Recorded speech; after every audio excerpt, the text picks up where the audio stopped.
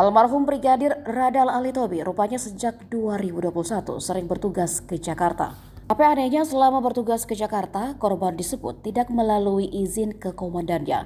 Dalam hal ini Kapolresta Manado, Kombes Pol Yulianto Sirait, dan Kasat Lantas Kompol Yulfa Irawati. Padahal sebelum tewas dalam mobil Alphard, istri korban mengatakan suaminya sejak sebelum Lebaran sudah berada di Jakarta untuk mengawal seorang pengusaha. Artinya sudah berbulan-bulan korban berada di Jakarta dan tidak masuk bertugas sebagai anggota Lantas Polresta Manado.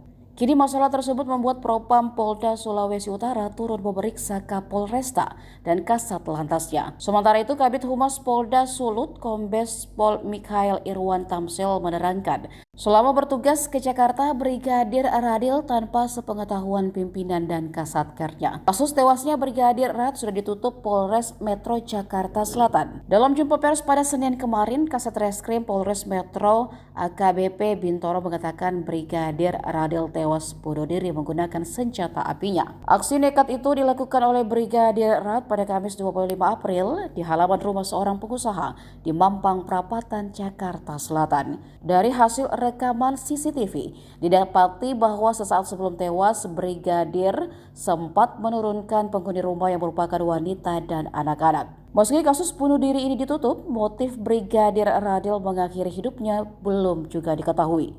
Download Tribun X sekarang, menghadirkan lokal menjadi Indonesia.